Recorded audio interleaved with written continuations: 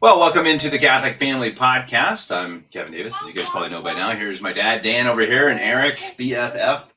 Emilia is also talking in the background. Hi, Emmy, you have something to say? And we all know that you guys, many of you don't want to hear about politics, so you can turn it off right now. If you want to hear about, Catholicism or saints or whatnot, then stay tuned for other podcasts. This is not going to be talking about that. This is going to be talking about politics and culture and kind of where we're at right now in the U.S., both good and bad. And I think a lot of good things moving culturally. And we're going to talk kind of a little bit about the economy, a little bit about what's going on even in Hollywood, which I think is pretty interesting because I think it kind of wraps together with politics, culture, the shift of who's winning and who's losing. So should be pretty good. We'll probably be doing this for about an hour. And so if you guys want to get in your questions or comments, do it as we go. It's a Saturday evening here, so I have plenty to do to get kids prepared for mass tomorrow morning, as I'm sure parents understand. But yeah, I think, and Dad, you threw together the thumbnail and some of the topics for the day, and I think it's interesting because this is actually a topic I follow pretty closely, strangely, and that is kind of the fall of Hollywood and Disney. And I don't know if you want to kick us off with the first, first article or whatnot, or where we want to go with this, because I think it's pretty interesting to see. Some of the old liberal diehard stations and shows are dying. They're dying. Yeah, the icons. And we put 3 in the thumbnail. I think there are even more than that. You got Stephen Colbert, who's going to be out as of next spring. You got Howard Stern, who has just lost his show on Sirius XM. And then you got The View. That one to me is the most beautiful because that one, I can't stand that show. And they're on hiatus now, and they're actually within the last couple or 3 days, there is some discussion that the show may be completely canceled. And I think that, and I'll throw it open to you guys to see what you think. I know that there is a component here that we are, as a society, as a people in the United States, we're kind of culturally moving away from this we're moving away from the transgender. We're moving away from this hard left woke nonsense. But I think there's also another slightly more sinister aspect of this. I think a lot of this wokeism that we've had over the last 20, 30 years was being brought to us by our tax money. And it was basically money being filtered through USAID and then off onto liberal causes. And now that, Trump and Doge and them found USAID and shut it down, now, gosh, guess what? We've got all these woke, these woke voices starting to go bankrupt and starting to go out of business. So I think that there is a cause and effect there, but it's also part of the cultural shift. And I just want to get you guys' initial thoughts on that. Go ahead, Eric. Yeah, I think, definitely the cultural shift, I would say, would be primary, right? I mean, companies have always targeted that young people demographic, particularly young males, right? Because they're the ones with money, they're the ones with free money to spend. And that demographic, especially Gen Z, has shifted massively to the right. I don't know if that's a graphic we'll share later on in the podcast, but Gen Z has shifted so far to the right that, it would be dumb financially for these companies to continue on with the woke stuff that they know Gen Z and millennials don't like. So yeah, I mean, USAID, I'm sure, has something to do with it. But I think more than anything, it's just that cultural basis. The almighty dollar, right, speaks the volumes that you need to hear. And if they want money from young people, they're going to have to stop that because young people aren't buying it. Yeah, but I think it's an interesting question because I think, look at CNN. Who is watching? Where does CNN get their money from? I think less than 1 million viewers. I've wondered that. It's like, okay, so they're paying Jim Acosta, what was it, $20 million a year or something like that? How? Literally, how are they doing that? I guess they still have, they must have ads, I suppose, but it is a weird thing that I think there must be some sort of corruption there too. I don't know if all the money is coming from USAID, but that kind of thing makes sense that they are actually an arm of the liberal government, right? It's like in Germany where the media actually really is just an arm of the government. And it's interesting that, Trump shut down, government funding for NPR and PBS. And it's like, okay, someone's like, well, that's kind of sad, Ken Burns, PBS, this is some good stuff. But then it's also what you see what it's become. It's just an arm for their political agendas, which is ridiculous. Of course, that can't be the case. And of course, it makes sense that Trump shuts it down. But I think, as Eric said, I think it's really interesting. I mean, if you follow what's happening with Disney and whatnot, which I do a lot, and they just had a movie come out called The Fantastic Four, which I haven't seen. I don't know if it's good or bad or anything. I've heard it's actually less woke than many of the modern movies, but it didn't do well. I think it's going to make a lot less than they hoped for, and they're hoping for $1 billion, and it's going to get more like 600 million. And it's just interesting that people just don't care anymore. They're done with the superhero Disney movies, and I think, as Eric said, it's a cultural shift. And my curiosity is what's going to be next. What's going to replace it? And I wish Father Geckle had been on. He had to back out in the last minute because of priestly duties and priorities. But I think it's an interesting thing too that we really have to keep in mind, that as the agenda of transgenderism and whatnot is pushed to the background, it is being replaced by not good stuff. It's being replaced by immodest women and cheerleaders and all these different things. It's like, okay, that's not what we want. So I think it's a step out of insanity, but it's a step into immorality back where we were 20 years ago. So it's like, okay, I suppose we're moving in the right direction, but it's certainly not there yet. Well, and one name, and this name comes up a lot when we're talking about this. My lights just went out. Is Joe Rogan, who I think is really kind of a pace setter, and I think that what makes Joe Rogan so popular is that he's authentic, and people, I think he's genuinely intellectually curious. He uses foul language, which I think is definitely a turnoff, and something that I think your younger generations have just completely gotten numb to, and we just unfortunately either you don't watch Joe Rogan or you have to deal with the bad language. But I think Tim Pool, a lot of these voices that are becoming more mainstream are basically apolitical, more or less apolitical. They get into moral discussions, but they're authentic, they're real, they're actually looking for truth. And I think that what I see with the younger generation is basically the Avengers and Hollywood have taken they've taken artificial intelligence, they've taken CGI kind of to its ultimate point where you can't distinguish them from reality. They can do anything with CGI, and I think they've just maxed out on it. It's like, okay, we've gone through CGI as far as it'll go. Now what we want is authenticity. We want storytelling. We want things that are real when we're actually going to sit down and watch a movie or going to watch a podcast or watch the news or whatever. And they've been fed unreal for generations now. Yeah, but I think I agree with you totally in it. But I think that the danger we're going to face right now is that you see the conservatives are like, again, they're just going back to this. It's like it's we're taking one step forward, we're taking a half step forward after taking a step back. So you're going to go, okay, yeah, now it's like, yeah, true conservatism, half naked women, woo! Yeah, Sydney It's Sweeney, but that's what it is, and it's like, guys, right. That's not. I mean, even if you take out Catholicism and our own personal morality, that's not what you. I mean, just even for children's sake and stuff, that's just very, very basic morality. You don't show this kind of stuff on. Yeah, on you're going on Twitter.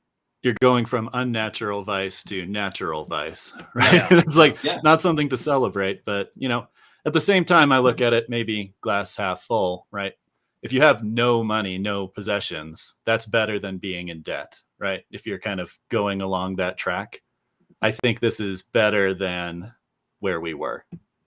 Not great, still have a lot of work to do, but better than it was. Really good comment from Franny. I think this is a really good point. I see more people moving not so much from immoral to moral as liberal to libertarian. And I think that's a really good point. And I think it's really true. And I think it's kind of one of those things like, well, I think libertarian might be better than liberal, but I don't know. Is it? I mean, it depends on what your libertarian values are, right? And that's the kind of the silly thing about libertarianism is like, well, okay, what are the values? Individual values?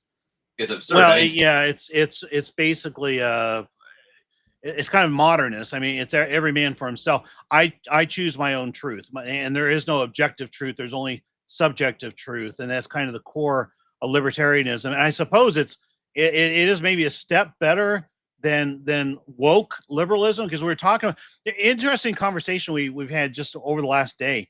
Our son, brother Simon, is in he's in Vietnam right now with a friend of his who's from Vietnam, and also with Father Benedict, who's there as well. And they're having the time of life. It's awesome. The people are great. They love the people there. And but the thing about it is, it's actually a communist government back there. And but they said that they're treated as celebrities. Their people are basically they're able to worship as they please. Things are clean. And it looks like, from the best we can tell, we talked about this a little bit as a family, that their form of communism is not Stalin and the crushing of individual rights and things like that, so much as it is probably just keeping order over things. Wokeism in America, which was a form of communism, which we're still fighting, is, I think, far more virulent. And it's, I think, what we're starting to move away from, but I think we've got a long, protracted war still to fight. It's the epitome of me, right? If you can choose your own truth or do whatever you want to do, then going to the point where you deny even reality itself, that's kind of where it lands, right? Mm-hmm. So, yeah, I agree that there's pretty much nothing that can be worse than that. Yeah. Then you mean than a purely subjective where there is conception no of truth. Yeah, where truth does not exist. Truth is what you want it to be. Because then just all of reality falls apart. That's as insane as you can be as a society. Right. And so, yes, moving to Sydney Sweeney and, hot chicks are cool and conservative type of thing. That's not good, but it's a step back towards sanity and towards nature at the very least. Right. Well, and something that I know we're going to talk about, I don't know, later, but we're going to talk a little bit about the political, where we stand, I guess, politically, and how it looks much better for the Republicans than it has in decades, I think, just in terms of the future right now, how it looks, because the Democratic Party doesn't even exist practically, at least in terms of a presidential candidate. And I think that's, I totally lost where I was going with that. Where was I going with that? Sorry, guys. Well, Gina Carano. Brain fart. Gina Carano. Gina Carano. Yeah, something popped up on my screen. I lost my train of thought. Thanks a lot, Internet. I'm going to shut that off so I don't get that again. Distractions. I guess that's the interesting point, though. I guess that it's all kind of moving in one direction with culture and politics, and I guess that's ultimately. Oh, that was my point. So if eventually we say, okay, it looks like the next 8 years is going to be red, and I think that's right now it's optimistic, but that looks pretty good right now. Pretty good. So if that's the case, we need to take that by the horns and say, okay, we are not satisfied with Sydney Sweeney, right? We are not satisfied with Trump bowing to the Jews, right? I think that's maybe the point we're going to be able to make, where it's like, okay, we can't get satisfied. We're like, oh, yep, going to be Republican. It's going to be Republican in the next, what is it, 3.5 years? So let's just settle in and make fun of the liberal, losers. I think we need to say, hey, look, we are still on the attack, and that attack is actually trying to turn our party into something actually good, actually moral, and not just this subjective libertarian nonsense. Well, the Republican platform right now is basically a 90s Democrat platform. Absolutely. Right? Yeah. And so, just because the map is red and our side is winning doesn't mean that that's good enough. Yeah. Now, is it better than where we have been the last 20 years? Sure. But yeah, you're absolutely right. You got to keep that momentum rolling. I don't know if you want to do the JD Vance or you want to go to Gina Carano next, but let me go ahead and just talk, because I think that'll kind of transition in. The reason I included Gina Carano in the thumbnail was because she's in the news this week for having settled a big a lawsuit with Disney for having fired her unjustly for there you go, fired her unjustly from The Mandalorian from Disney, and I think what it's showing now, and Trump's kind of showing us the way, Gina Carano now is showing us the way, we need to take the offensive and not let these wokesters now that we've got them on the run, don't let up, don't let them go into hiding. We need to take and actually, bring them to justice to a certain degree, call them out for their crimes, and try to keep moving that ball forward. Because I think what you're seeing now, and I've seen a lot of discussion about this recently, that the communists, I'm just going to call them communists because that's what they are. What they really want is they want to, I think, at this point, just settle into the background and become a non-factor and let Trump have his way. And they'll just let Trump. And this is what they did with Pope St. Pius X. They just faded into the background and then waited out Pope St. Pius X. They want to wait out Trump, and then they'll be back. But we can't let them do that. We've got to continue, like you guys said, we've got to continue moving forward.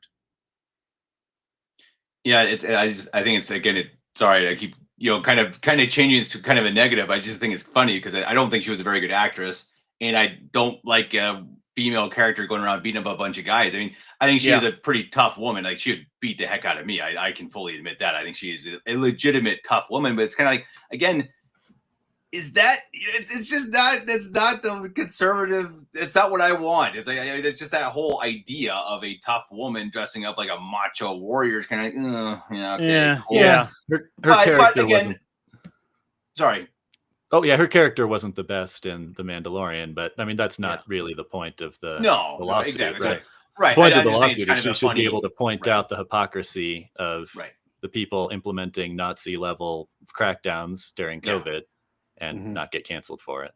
Well, and you know what's insane? I mean, I'm sure you guys follow it a little bit of what's going on, like in England and in Canada. I mean, like Nazi level stuff. I mean, really, really insane, and like truly like that kind of stuff on a massive scale. And I think we should be really thankful. And again, I'm going to just say this once, unless some of our commenters come, but like the black pillars who say, well, you morons who elected Trump who loves the Jews. This is what would have been America right now if you'd elected Kamala Harris. It's just you would not be able to, you people who are just like, I'm going to go comment on X and say all sorts of crazy things.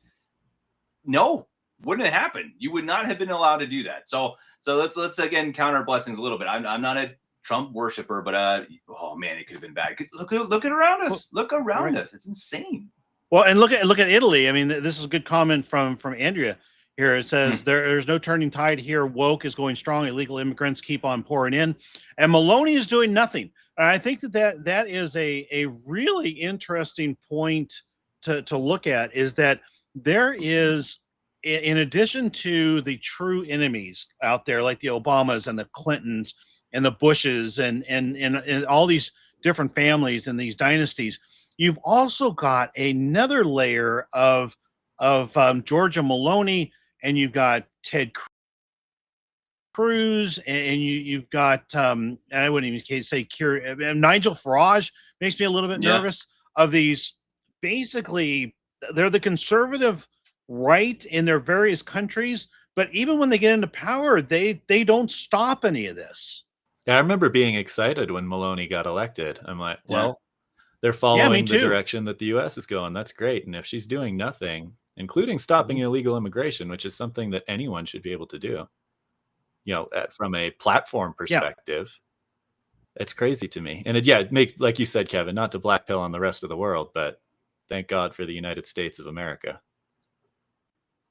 Yeah, we are leading the way. I mean, I hate to say it, but we are leading the way. Yeah, well, and again, you just have a president who seems to actually want to protect his country, and it is a very bizarre thing. And I think a lot of it's corruption. I wonder with someone like Maloney, I think it could just be she's not that intelligent. I think that there's just some of these things that I think some of these leaders also get in, that they're controlled, they're manipulated. Maybe she's corrupt. Maybe she's getting paid by George Soros to have, I don't know. I mean, but I think some of them, and again, like we talked about this in previous shows with just, Trump's appointees. I think sometimes people just get in because, there goes my camera. They say the right things, and I'll try to get back up. Sorry. They say the right things, and they look nice, and she has a pretty face, and she's a pretty face who says tough things, and that's enough to get her in. And then it's like, oh shoot, actually, yeah, she's just not really a great leader. So it's like, I don't know. I mean, Well, maybe, let me give you Andrea another can tell us what example. her opinion is. I'd be curious what you say in the comments, Andrea, because I would really actually like to know an Italian's thoughts Yeah. on what. No, it's interesting to see there. Yeah. Well, I'll give you another comparison, and because this is one that I actually, and one of the few conservatives, I really like Mike Johnson, our House of Representatives, and I mean, I think he's got a situation that's probably akin to Georgia Maloney, where I mean, he has the majority in Congress or in the House of Representatives. He's Speaker of the House, and what do the Republicans have? Like a 3-seat majority or something like that. And you've probably got 40 rhinos in there who are more Democrat than they are Republican. So if Mike Johnson wants to pass anything of a conservative nature, he's got to sign on 37 of the 40 rhinos in order to pass it. I mean, he's got almost an impossible task because really the you got to look at the center. Who's the centrist vote? That like you've got 9 members on the Supreme Court. Your 5th member is your swing vote. Okay, who's your swing vote in Congress in the House of Representatives? It's the 218th most conservative voice, and that's going to be a super liberal. And so for you to accomplish anything is going to be, amazing act of politics. And I think Georgia Maloney's probably got the same type of thing going against her, that she's got a system rigged against her, and she can only accomplish but so much. Yeah, but I think you still have the executive power that I think any of the leaders could, if they wanted to, as Eric said. I think that is something that the people that any country would, unless you're the crazy purple hairs, but everyone else would be like, yeah, please use your executive power to protect our country. And I don't think even somewhere like Italy, I don't think that's something that Congress can even stop. And I think but maybe that's something that Trump learned, because I mean, even in his first 4 years, he didn't do that good of a job. And this time he he's didn't like, do that much. Screw you guys, I'm going to do it. And I dare you to stop me. And then he did it, and everyone's kind of like, oh, whoa, huh, wow.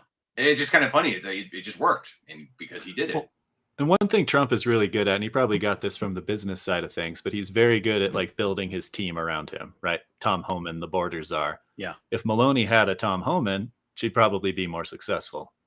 I don't know what the politics in Italy like if they select their cabinet like we do here in the United States, but probably that could be. Usually. It could be as simple as that, right? You select people that look good on paper or that you're friends with, or instead of like Trump seems to have this knack for, hey, this person is really going to do what they say they're going to do. Right. Yeah, that is the difference between Trump 1 and Trump 2, is that Trump 1, I mean, he walked into the swamp and he had basically no friends. I mean, you look at who he surrounded himself with: Mike Pence, Jeff Sessions, Bill Barr. I mean, there's so many of these voices. They were swamp. But it's like, okay, so you say, well, Trump shouldn't have surrounded himself with swamp. Well, who was that? I mean, J.D. Vance even was an anti-Trumper at that point, and so he had nobody. He had to, I think, fall out of power and lose power and really have MAGA as we understand it today emerge, and have the Tulsi Gabbards and the Tom Homans and the J.D. Vances and the, the Dan Bonginos, and them kind of step up and present themselves as, yeah, I'm really in it for this country. Did you guys just see that Tulsi Gabbard came out in an interview, I think maybe an hour ago? At least that's where I saw it on X, that she said that there was cheating in the 2020 election due to the voting machines, the electronic votes. So she's saying that they're going to try to push for only paper ballots. And I just think that's funny, because I pushed that for a long time, that it was a rigged. I think I had that conversation with you, Eric, right? That I think it was rigged, at least to a point. There were at least things to be sincerely worried about with the election security, and now she, as she's the head of national security, right? She's saying, hey, yep, national intelligence. So she's like, hey, yeah, there was something there, and that certainly means it was something, right? And I think that's kind of nice to be vindicated a little bit by that. And I think you're seeing a lot of that stuff come out, right? And the really the roadblocks that I've seen. I'm curious what you guys would say about this too. I mean, what have been the pitfalls so far. I think Epstein was a total bungled job. That was bad. That was terrible. And I still think Trump still seems to be totally bowing to the Jews and Netanyahu. And I find that really strange. And I don't see right now any possible way to defend Netanyahu. And that makes Trump look, in my opinion, really bad. But again, otherwise, to me, I've seen mostly just good stuff. Economics is looking up, culture is looking up, borders looking safe. I don't know what you guys think. I'm more pragmatic on that whole side of things, where, if you want a traditional Catholic saint president, good luck. You're never going to get one. You know what I mean? So you kind of have to take what you can get. Trump is better than so many options that there could have been. And yeah, is he not perfect on a lot of things? Yeah, like, on my show on The Traditionalist, I criticized him all the time. I got in trouble for criticizing him too much at times. Yeah, you lost us some viewers, Eric. But does that mean that I wish I hadn't voted for him, or do I wish he wasn't president? Not at all. Right. Yeah, and one of the things I like what they're doing right now is when you talk about the voter fraud and basically all the different ways that the Democrats, we're finding out now that the Democrats have rigged almost every pillar of our elections. They've gone with no voter ID. They've had illegals voting. What was it? I think we've got an image here of, I can see if I can find it. Yeah, I don't have it, but we're finding out in Washington State now that just in the last day or two, 700,000, 20% of their voters, 700,000 of them have no Social Security number tied to the voter registration, and so they did that. They did gerrymandering, which is actually legal, but basically in California, Trump won 38% of the vote in California and only won 17% of the House seats. Okay, that's because they have gerrymandered the districts vastly in favor of the Democrats. Same thing in Illinois, same thing in New York, and that's where they get a lot of their House seats from. And so you got the machines that were rigged, you've got the stuffing of ballots, you've got the throwing away of Republican ballots, you've got the mail-in ballots, you got so many different things. But what Trump is right now doing is he's going through, he's basically reverse engineering, and he's hitting the Democrats on a dozen different fronts all at once so fast that they can't react. They cannot put their hand to the forehead in the media and say, wow, Trump is such a racist because he's looking at gerrymandering, because they've got so many of these different issues that they're looking at all of a sudden that I think that's how they're trying to clean up for the 2026 elections. Is they're looking at a new census. They're looking at these gerrymandering rules. They're trying to do some gerrymandering in Texas to balance things out a little bit. You're going to have voter ID. I mean, you're going to have just a dozen different things that's going to, I think, wreck the Democrats. And sorry, just real quick, I'm just curious. Yeah, how do they pass that? Is that something that is that a state level thing that you have to pass it through the state Senate? Some is, and that's a good question. Some isn't. He's only to do it is my question. Well, take a look at the census. Okay, I'll start with that one, because I mean some of these are going to be tougher. The census is actually under his purview. It's I don't know, Department of Commerce. I forget which one, but it's actually under the president, and it's mandated that they do a census every 10 years, usually on the 0 year. But there is nothing in the Constitution, nothing in the law that says they can't do one more often. So I think what's going to happen here is Trump's already ordered his Commerce Secretary to do a new census, which I think they're going to do. The Democrats are going to squeal about it because they're going to lose at least 10 seats, if not even 20, with the new census. And so they're going to say, nope, it doesn't apply. You can't do it yet. You have to count illegals. And they're going to take this to court. And the whole thing's going to go to the Supreme Court. And I think you're going to need a Supreme Court ruling in order to actually enforce it. Other things that they're working on are going to require Congress. I think like the voter ID. Trump can't just do an executive order saying every state must provide voter ID, because that's actually a state level decision. He might be able. What he might be able to do is to put an executive order that then gets taken to court and have the Supreme Court rule on whether federal elections can be voted on by people who don't have ID, or who are not citizens or whatever. So you might be able to get the Supreme Court involved. Congress, I mean, ideally, legal issues, law should be created by Congress, but you're not going to have a lot of luck there just because, like we said, you have really no conservative majority there. Yeah, a lot to unpack there. Yeah. On the illegal voting and taking them out of the census, right? The 2020 census, just for reference, was a very horribly done census, and in large part due to COVID, right? Mhm. It's well documented how poorly done that census was and how many errors are in it. So doing a new census, I don't see that being a problem. Democrats taking to court something like we should allow illegals to vote, I don't even know what they can stand on from that perspective. Right? Is there? I mean, Right. you can't So actually say it in those terms, can you? Because then it just points out how full of hypocrisy you are. Right.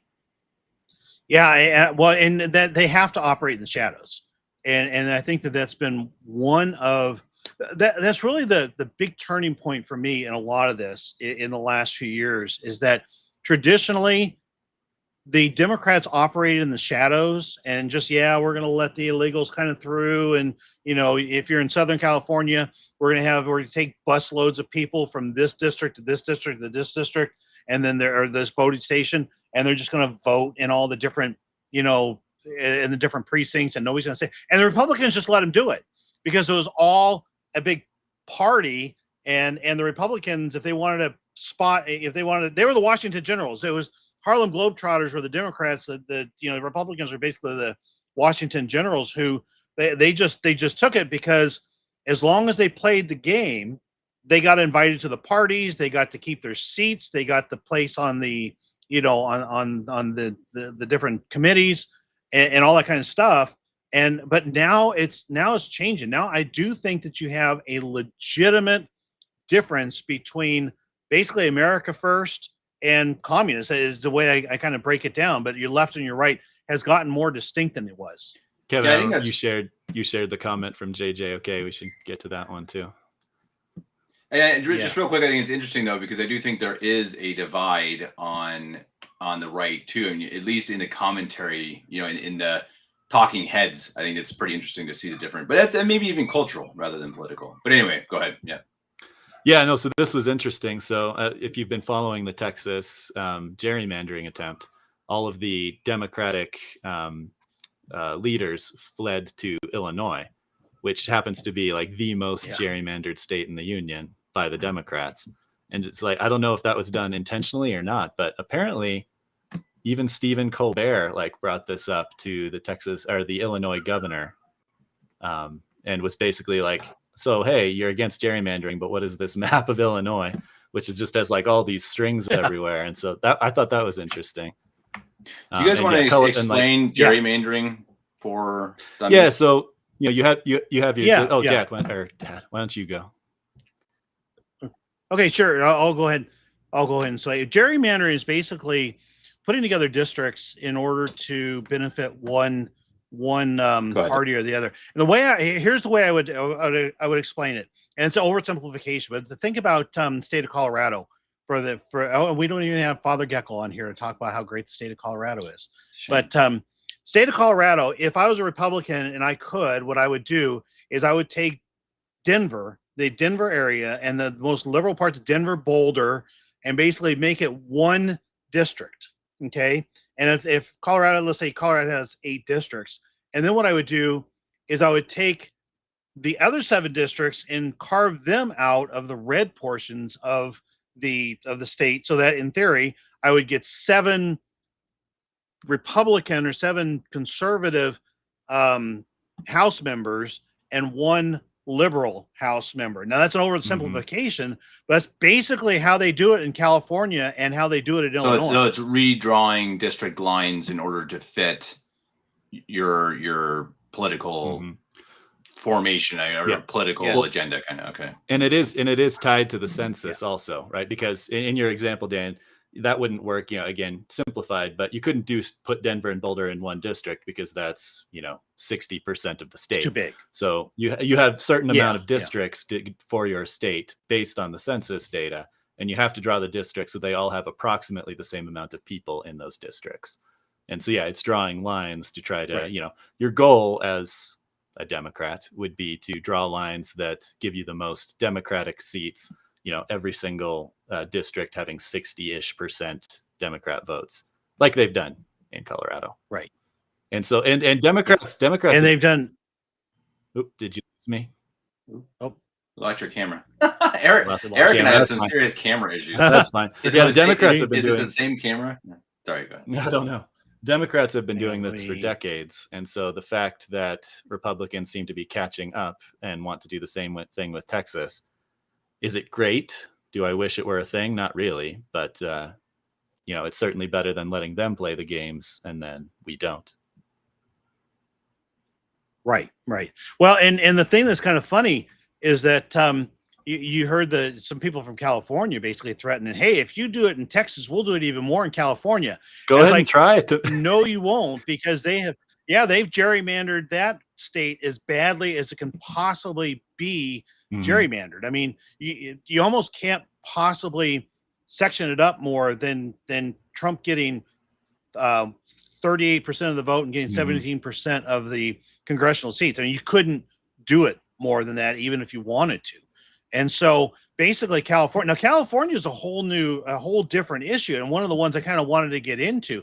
Have you guys seen any of the video coming out recently of like downtown or parts of downtown Los Angeles that are like ghost towns? I don't know. Yeah, if you've seen I've seen some articles on like the highway traffic in some of the Southern California cities has decreased by like 30%. I wonder what that could be. Strange. You start having illegals to deport themselves, and all of a sudden the traffic gets better. I saw a funny comment though that said that that could only be possible if they had deported women instead of illegals. That was kind of funny. But yeah, no, it is really interesting, and it's so fascinating to watch how it's also interconnected. Again, like culture, politics, these things that Trump keeps pushing over and over. The border, and eventually it's kind of okay. Yeah, I know we want to be safe and stuff, but you see how it's all connected, and you see how it's so grossly connected with the census and with voting. But as you guys said, it's so bizarre that's even a conversation. I'm reading. I've said this a couple times. I'm reading the book John Adams, and it's an amazing book because it gives such a good glimpse at the founding fathers and their differences and what they believed, and it's so interesting because John Adams he stressed over and over again that it can only really work if it's based on the actual good of the people. If you're actually trying to make a country and lead a country for the betterment of all, rather than just trying to help yourselves out and do a two-party system and hate the other side. And it's just like, can you imagine if he had seen something like this, the idea that illegals could vote? I mean, it's so absurd you can't even possibly explain it. Just insane. It's like saying men can become women. Yeah. It's that same mindset. Right. Yeah. Yeah. And I don't think the founding fathers, I mean, they tried to put laws into place and try to, craft the Constitution to handle any eventuality like that. But I don't think they could have imagined just how far we've fallen morally. And I think, we talk about this around our house a little bit, that it's been going on for a long time, right? We had Vatican II, we had World War II, we had the 80s and Jimmy Carter and all that kind of stuff. But really, I think that the reprobation that we see in our country really started picking up steam, I think, under Barack Obama. And that's, I think, where we are, I think we're running on the fumes of Obama at this point and starting to recover from it. But, we are 1 week away from fundamentally transforming this country. That's what he said before he got into office, and he meant it, and he transformed us in a very, very bad way. So I'd ask then, Dad, is that, so I mean, we can blame it on Obama, that's easy, but but who were the people at the time who were the primary voters and the movers and the shakers? I assume that was still the boomers. So I mean, did you just have enough of an effect of the older generations during, say, Clinton, et cetera, that kind of held that a little bit at bay, or is that something that you think that it's a I don't know, it's just because someone with that charisma, it was bound to happen type of a thing, or was it because it was a generational thing that the boomers got to be the majority and then things really went to pot? Well, let me take a shot at that, and I'm going to put up here what start with what Andrea says. In my view, seen here from your Dems and Repubs are saying the difference is marked by the MAGA movement. I think she's right on. I mean, and this is right on that at least the way I see it. And you kind of go back to Reagan. Reagan was probably the last one who was, but I mean, even Reagan was not as conservative. He made us feel better about ourselves. He was no fan of the pro-life movement. He was not a pro-lifer. He was, he did not. He was not as conservative. He was a as we like to socialite. portray him. Yeah, right. But he was.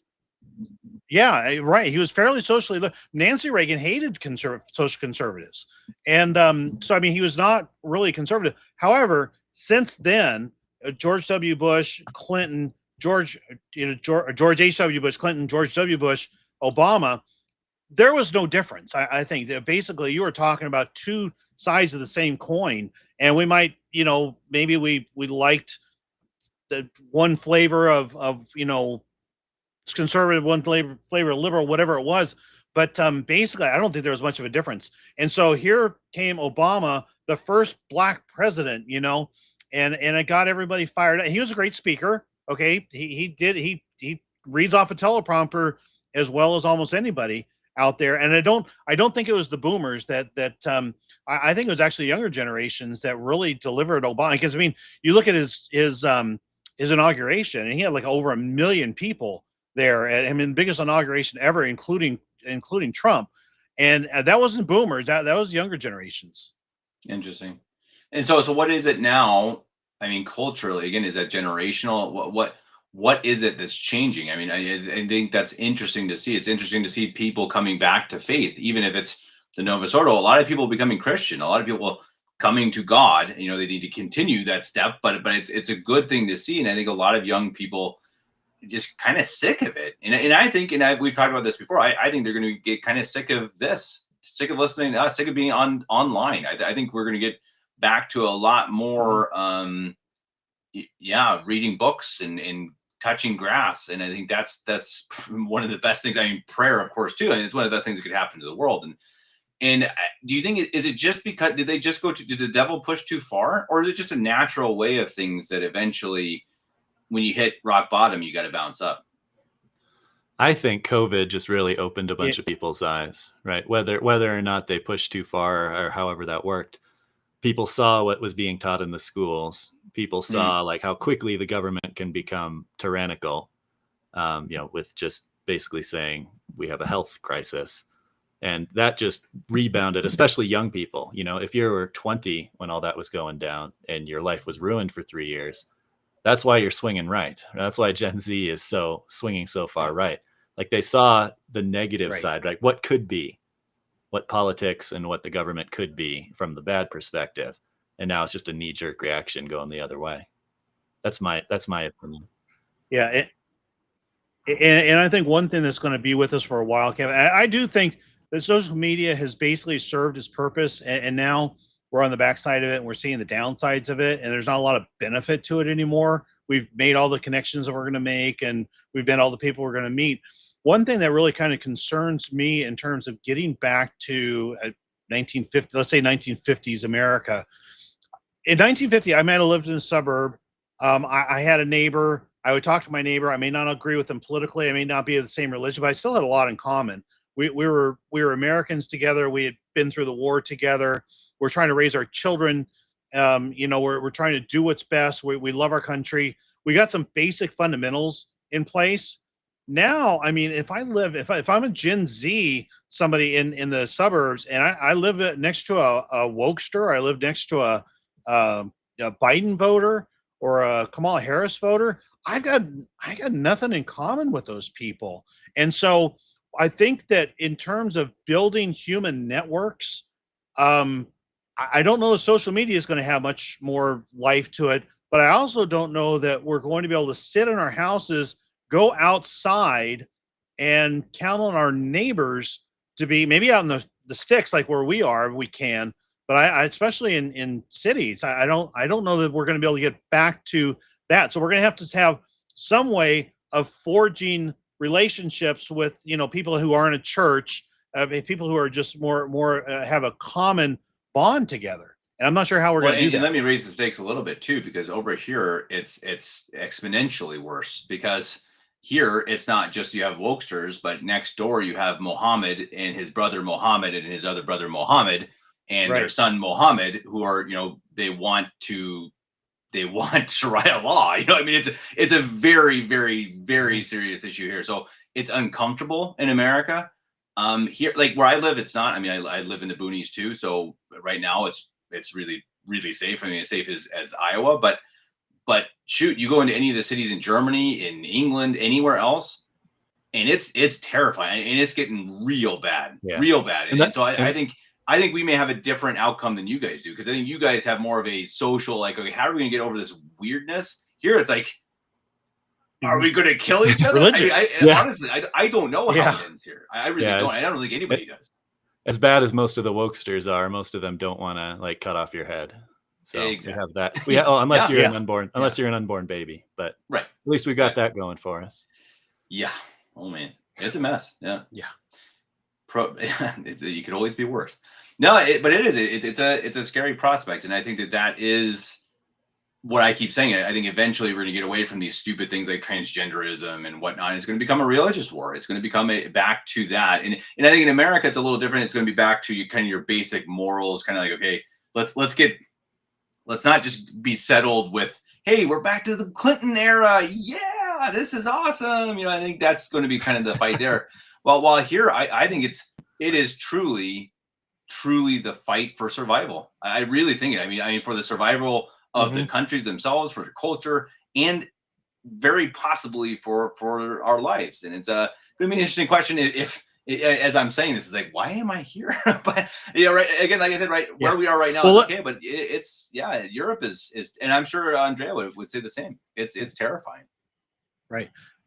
And I got to pick your brain on this, Kevin, because this is another interesting conversation we've been having here on the homestead. Is your mother and I will watch old abandoned home shows, which are kind of fun to watch. You can see it's fascinating to see how basically Catholic homes hold up better, non-Catholic homes don't. But basically, we'll watch one of these places. You may have ceilings falling down, and and we'll kind of take a look at, is this place salvageable or not? Is this a place where the bones are still good and you could get in, and if you wanted to, somebody could get in there and gut the place and redo it and have a palace? Or is it something that just literally is getting ready to fall down and is unsalvageable? And the conversation, I think, goes into, I mean, you can get into that conversation in politics and look at, I feel like with America, we were close to being unsalvageable. And if under Kamala Harris, we might have been. But with Donald Trump, I think we're at least trying to move in the right direction.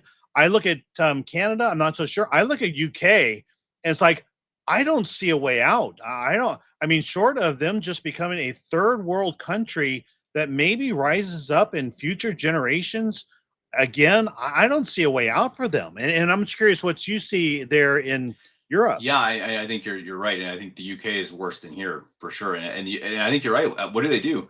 I mean, first of all, whites, especially white liberals, don't have babies anymore, or they have one, and so they don't replace. And well, the Muslims do, and that's one issue. And then add to that the fact that they just let in immigrants over and over. I mean, I think you're right. I think unless something happens soon, let's say WAR, something like that, it's just not going to.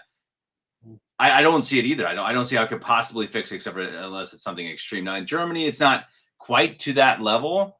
And I do think somewhere like Bavaria here is somewhere that I think you could see, you could see that get stricter. You could see the actual politics going kind of like Trump and saying, hey, nope, you're out. You know, you're out. We don't want you here. You're gone. But I think that's only in Bavaria, honestly. And I don't think, or maybe Eastern Germany. But I mean, but you get Berlin and these other parts.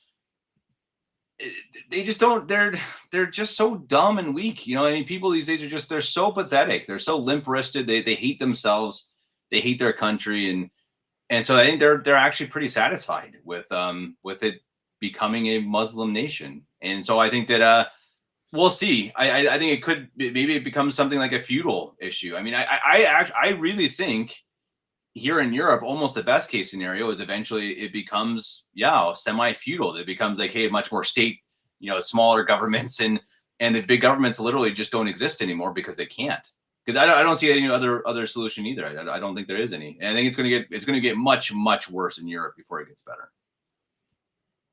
Yeah, that's what I kind of think. Now, this is interesting from eCatholic 2 saying Spain and Portugal are waking up in a major way. And I honestly haven't heard that, but I mean, I certainly believe it if you're saying that, and I would like to see there are countries around the world who are waking up to that. But then, so you wake up, but the enemy has its teeth around your neck, and they're going to stop you from screaming. Even that's where I think the UK is at this point. Even if they wake up, I don't know if they can get out of it. Canada, I think Canada maybe has a chance because they live on our coattails. And it's so big. There's so much space in Canada. Yeah. It's so big. Yeah. And I mean, and they're good people, obviously, but and I think that if we get over our, just as an echo, I think that they'll get over their tyranny. We just need to make them the 51st state, and they'll be set. Exactly.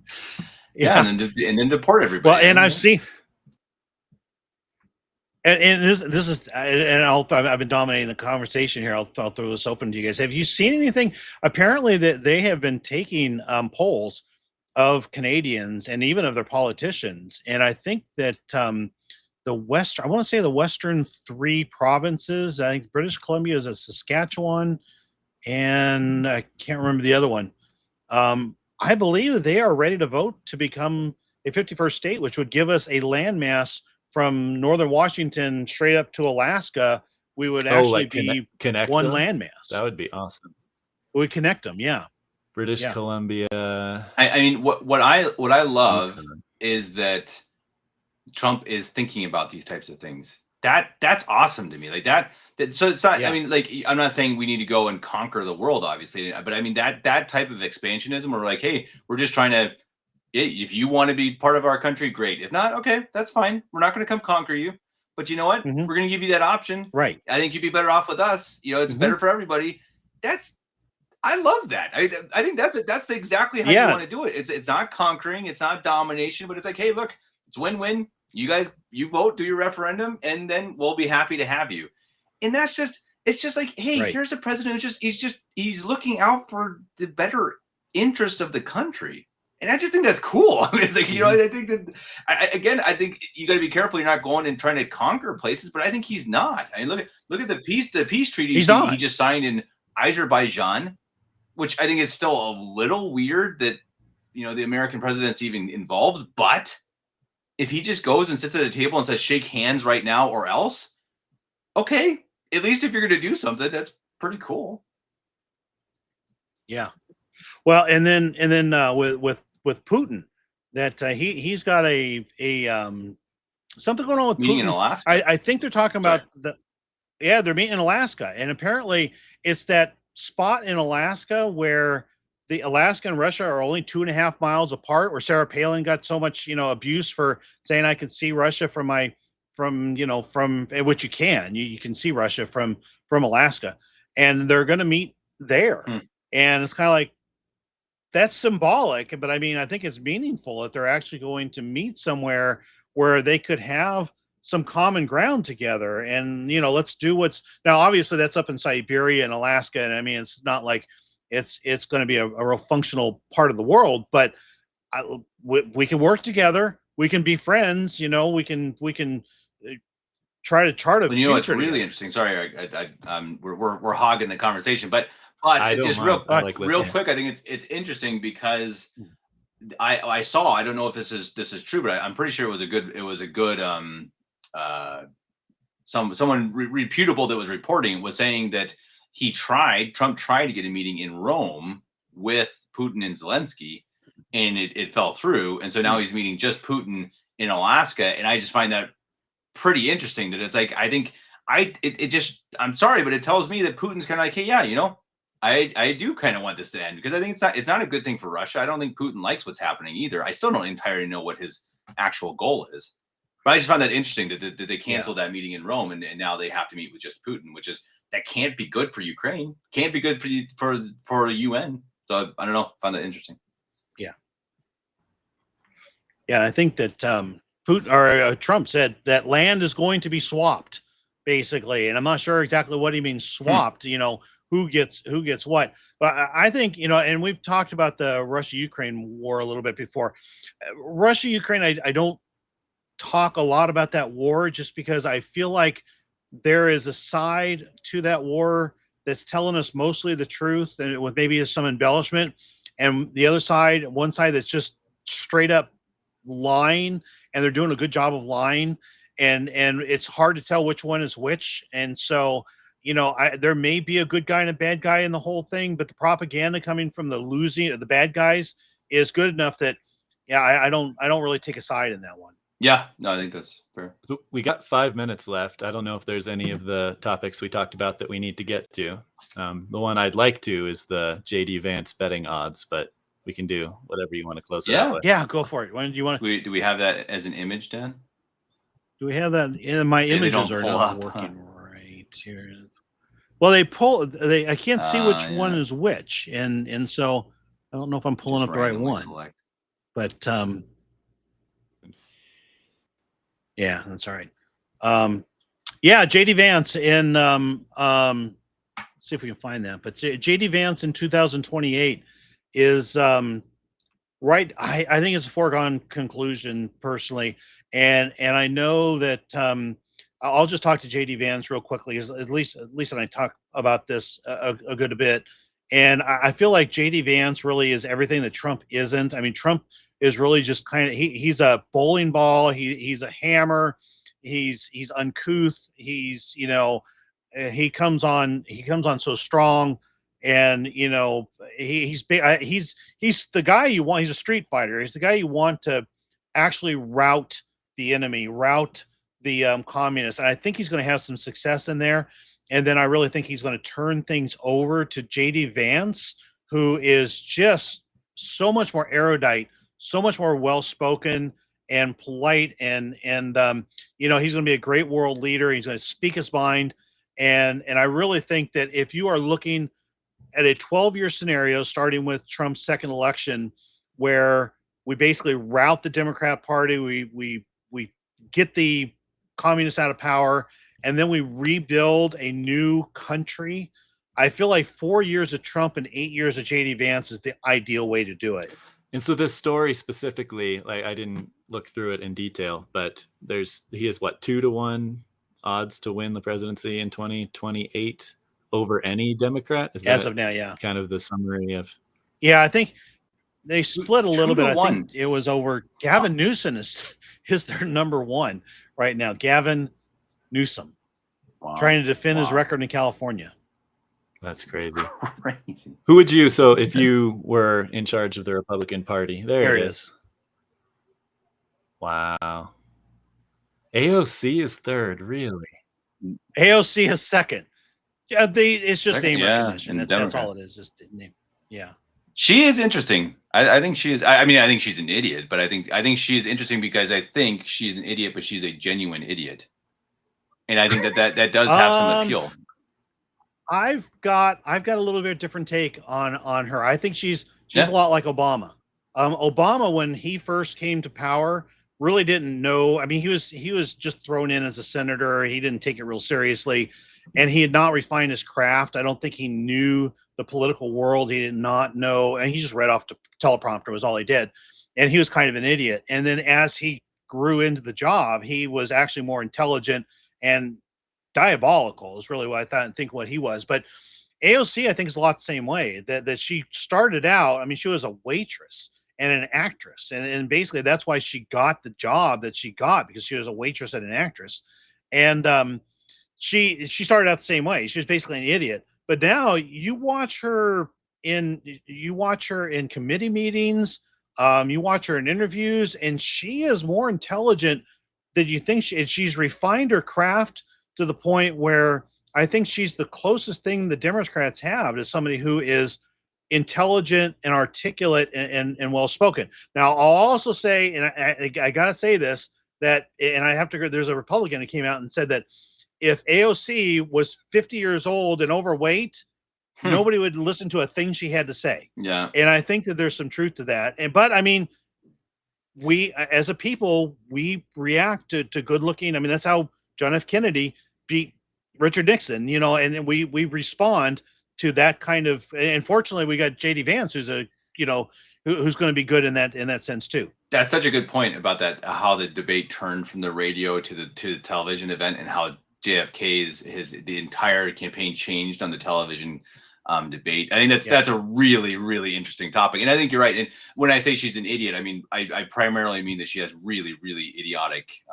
Totally terrible. Her ideas are really, really bad. I mean, like communistic and really, really horrible. But she's intriguing because I think she is kind of genuine. But Eric, you're about to ask, who do you think? Because we got so JD Vance. But who do we want? I think we all agree JD Vance is probably going to be the ticket in 2028 on the Republican side. If you were in his ear, who would you have him select for VP? Tulsi Gabbard. Tulsi, okay. Evan? It'll be Tulsi Gabbard. I think he's going to be an arch. I mean, I think he's going to go back to the old paradigm where he's going to be a straight down the line Christian, no question about it, conservative. And my guess is he's going to probably reach more into the political center again, like candidates used to do. And if it's not Tulsi Gabbard, it'll be Marco Rubio. And Marco Rubio is a guy I did not care for at all. He was my least favorite. Yeah, he was my least favorite. And he's actually been a fantastic Secretary of State. Got it. Thomas Massey. Thomas Massey is not. No, Thomas Massey, in the government. I like Thomas Massey, but he's not making friends. He is. I don't think he is beloved at all by the Trump group. Trump hates him. Yeah, Trump hates him, and I think like Massey, I like a lot of what he stands for, but he also does get. I don't know. It does seem like he does get a little annoying. It's kind of like Ron and Rand Paul. It's like eventually it is kind of like you do eventually like. If it's morals, if it's something moral, then you have to stand by that always. But sometimes it's like, come on, man. We get it.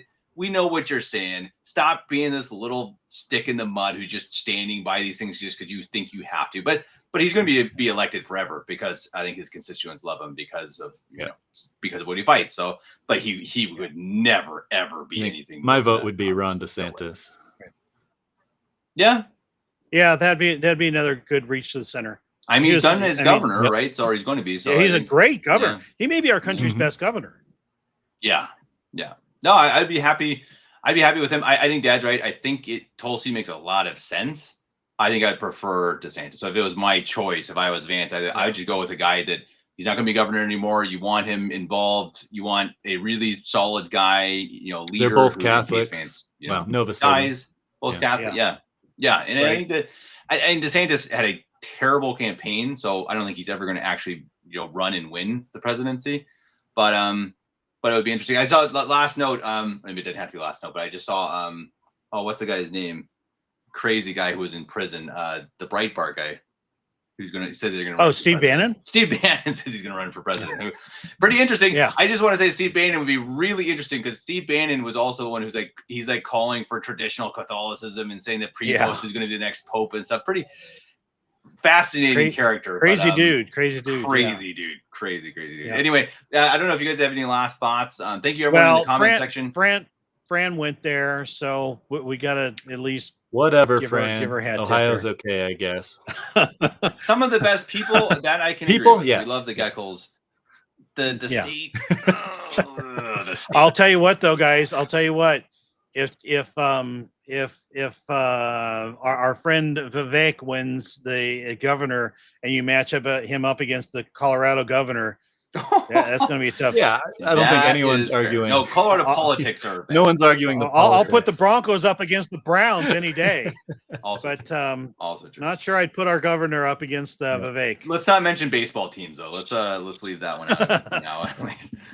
Awesome. Well, guys, thank you very much, Dad, Eric. Thank you for being here. We're sorry the father wasn't here. We'll do this again sometime, and I just kind of felt the itch for it because I know we haven't been doing traditionalists, and I actually felt like, hey, it would be kind of nice to chat about some of these things, and I think I'm happy with doing them every now and then. I didn't see any negative comments, surprisingly. So if you guys are happy with it, we'll see. I'm not promising anything. Maybe once a month, something like that. I think it'd be nice to just do a little bit of a recap, like, hey, what's up, what's going on, because it's just, I think we enjoy it. I mean, and I think that it's also a good thing to be up to date enough with the news. Not necessarily, as we found out, not necessarily a podcast today. So I think once every now and then. And we kind of cool. we kind of learned that I think what gets us in trouble with, especially with Catholic Family Podcast here, which is really meant to be more of a spiritual type of a platform where we can talk politics, has become if you go down the road of Trump is great or Trump is terrible, that's where we offend half our audience. And so we kind of try to stay away. We can maybe talk about events and talk about what Trump is doing, but I think we try to stay away from that line of thinking, getting too positive or too negative about things, because that's where I think that it just gets tough with We should this do platform. that with all topics. Yeah. Right. Eric is great or Eric is terrible. No, that one's obvious. Yeah. Yes or no. Perfect time for my camera to go out. Awesome. Dad, Eric, appreciate you guys. We'll do this again sometime. Everyone in the comment section, thank you very much. Andrea, thanks for watching from Italy. All you guys, thank you. We will see you next time. Stay tuned. We have some really good stuff coming out next week with more from Louis Brecchio. Good stuff. Father Benedict. It's going to be a really, really full week here. So if you haven't already subscribed. Tati's Cognitum is finally coming out. Yes. Yeah, which Eric spent a lot of time. I did Mortalium Animos, and that was a 30-minute one. And I looked at Tati's Cognitum. It was hour and a half. Like, oh man, hour and a half. Yeah. Respect to Eric. So appreciate that. And guys, really, it is really good stuff. Really true church teachings, and then compared to false church teachings. So